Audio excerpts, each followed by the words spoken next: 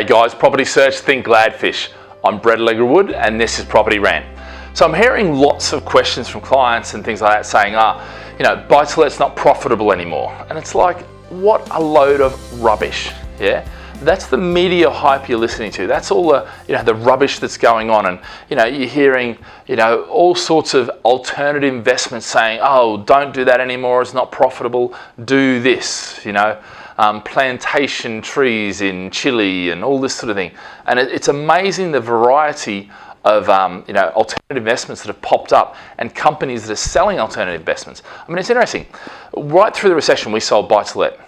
Yeah, even though everybody is saying, oh, don't buy property, and yet our clients made money through that because why? They adjusted their strategy to meet the market. And the reality is with this, the tax changes have made, yes, they've, and make no mistake, I'm not saying they're good. I'm not saying I like them. In fact, I'm the total opposite. I hate them. I think the guys behind them are totally self-servicing and they're focused on large corporations taking control and delivering lots and lots of homes. Which, I can see the positive in that, I can see the negative in that, but I think the issue is that people like you and I who are going to need a pension and going to be building a pension and aren't a big multinational corporation are going to be left realistically being in control or not in control of our future unless we continue to invest and do things like buy-to-let. I mean, there are other investments out there, but my point is this, okay, around this whole game.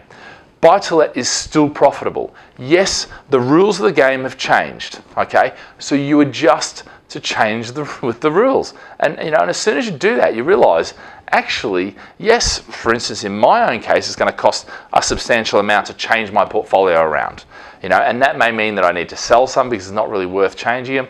It may be, setting up companies, trusts, whatever, a whole range of things, okay? But what it does mean is that all of a sudden, whether I was or not, I have to become a professional landlord. And that is the key thing here, is you have to approach this as a professional landlord. And when you do, you realize the rules have changed, you adjust those rules, and you make money. You spot the opportunity, you make money. And it's as simple as that. There is still money in property. And here's one key thing that no government can take away, all right? Supply and demand, okay?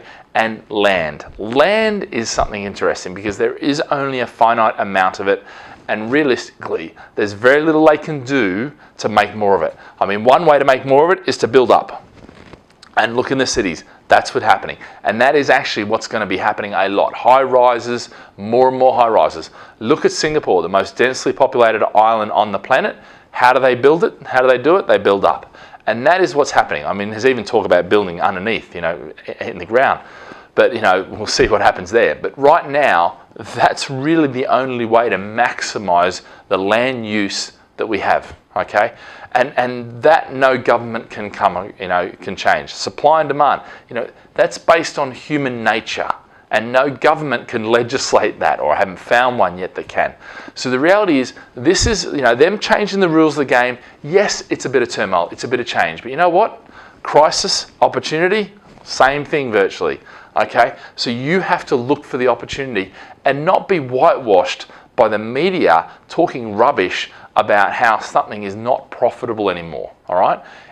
A lot of it is people who are selling different things and have different motives, different commission streams, are just trying to jump on that opportunity. And if you're believing it, well, that's your own fault. But actually, those who stay the course and in fact adjust the course to meet the new way of things, they'll be fine, and they are fine. And that's what we're finding with most of our investors, that when they make that decision, when they look at all the facts on the ground, and now we've had the spring budget, we've got some real, this is what's happening, as opposed to maybe they'll go back on it, maybe they won't, Now we've got some certainty. The market's still very good. We still haven't built. We've got a massive supply shortage.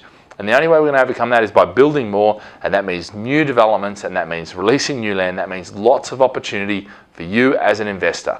So, for all those people that say buy-to-let is not profitable, buy-to-let's dead, rubbish, absolute rubbish, you friggin' idiot, okay?